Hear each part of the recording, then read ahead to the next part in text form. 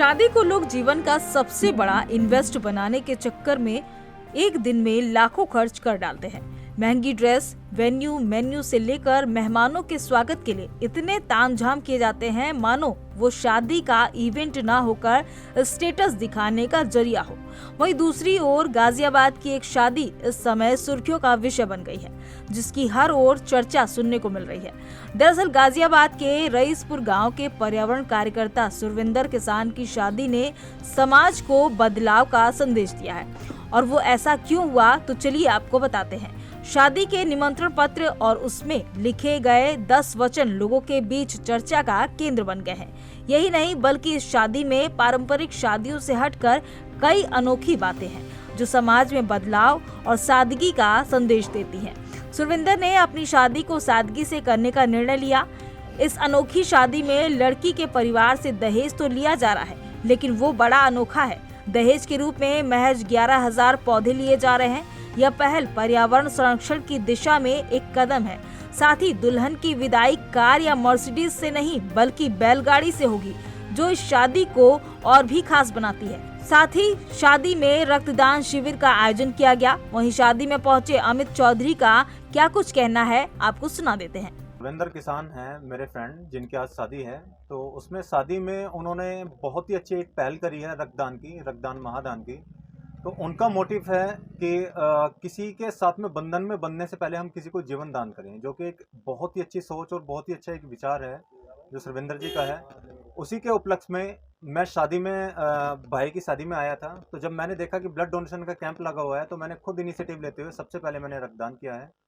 और रक्तदान की मुहिम को ये करते रहना चाहिए, क्योंकि ब्लड डोनेशन एक बहुत ही इम्पोर्टेंट चीज़ है। अगर हम ब्लड डोनेट करते हैं तो कहीं किन्हीं 3 लोगों की जान भी बचाते हैं, ऊपर से हम अपने खुद को भी सेव करते हैं। ब्लड डोनेशन से करने से कोई ना तो कोई कमज़ोरी आती है, ना ही कुछ होता है। ये ब्लड डोनेशन मैं 31st टाइम ये मेरा है। अभी 31वीं बार मैं ब्लड डोनेट कर रहा हूँ, और ब्लड डोनेशन से कभी किसी को कोई प्रॉब्लम नहीं होती है। तो मैं कहना चाहूँगा कि समाज के लिए एक बहुत अच्छा मैसेज दे रहे हैं सुरविंदर किसान भाई अपने।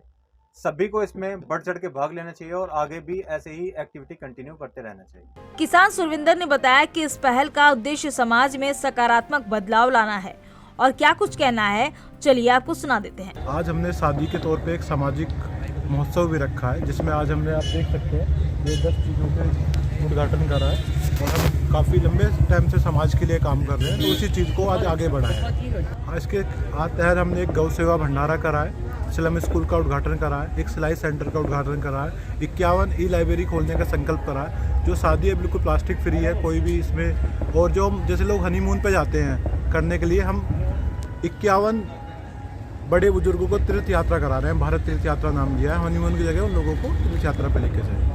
अभी जो है 3 बजे से रक्तदान शिविर चल रहा है। 50 से ज़्यादा लोग रक्तदान कर चुके हैं। मैंने खुद रक्तदान करा है। बैलगाड़ी का इसलिए है कि आज के टाइम में और भ्रूण हत्याएँ बहुत तेज़ी से बढ़ रही हैं। भ्रूण हत्या का मुख्य कारण दहेज है, गाड़ी है। तो उसी चीज़ को करते हुए हमने ये संकल्प लिया है कि हम सिंपल शादी करेंगे, सादगी वाली शादी करेंगे। इस अनोखी शादी में किसान नेता ही नहीं बल्कि कई राजनीतिक और सामाजिक हस्तियां शादी का हिस्सा बनी। वहीं शादी में शामिल लोगों का क्या कुछ कहना है, आपको सुनाते हैं। देखिए, मैं मुबारकबाद दूंगी ऐसे परिवार को, मैं धन्यवाद करूंगी ऐसे परिवार का जिन्होंने इस तरीके का एक संदेश समाज में देने का काम किया।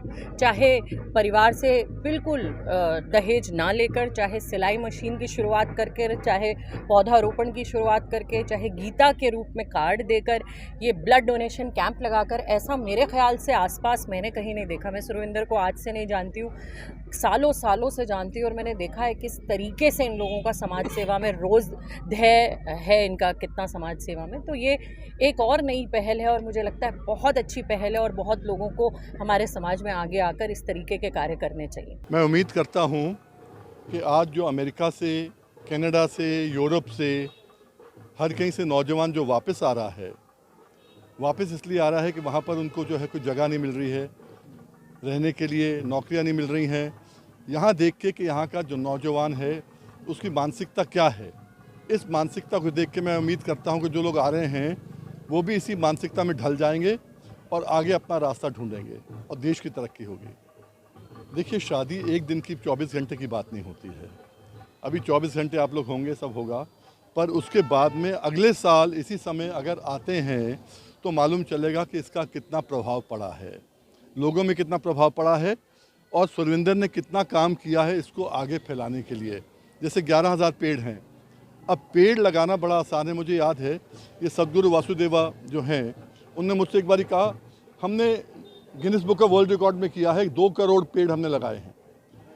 हमने कहा स्वामी जी मुझे बताओ 2 करोड़ में बचे कितने? उसका जवाब नहीं था। अब यही है कि अगर 11,000 पेड़ जो इसने दहेज में लिए हैं, ये पहल बहुत अच्छी है। ये जैसे किसी ने पहले कहा था कि ये जो है ऑक्सीजन देंगे, ये गाज़ियाबाद के लिए जो है एक रहन सहन के लिए बढ़िया काम करेंगे, पर वो इनको देखना कि अगले साल उनको पाल पोस के बड़ा करना है। ये नहीं कि आज हो गया मामला ख़त्म, वैसे ही अपना परिवार को अगले साल तक बनाना है या नहीं बनाना है, जो इनको देखना क्या करना है। तो ये जो पहल हो रही है, ये पहल आगे आने वाले दिनों में दिखेगी। आज तो शुरुआत है और अंग्रेजी में कहते हैं well begin is half done. शुरुआत जो है वो आपने अच्छी करी है तो आधा काम आपका हो गया। अब बाकी आधा काम आपको जिंदगी में और करना है, इसके लिए शुभकामनाएं। ये शादी सिर्फ एक वैवाहिक आयोजन नहीं बल्कि एक सामाजिक क्रांति है। सुरविंदर और प्रिया ने समाज को एक नई दिशा देने का जो संकल्प लिया है, वह आने वाले समय में दिखावे और फिजूल खर्ची से बचने के लिए एक मिसाल बनेगा। JMD न्यूज के लिए गाजियाबाद से अजीत रावत की रिपोर्ट।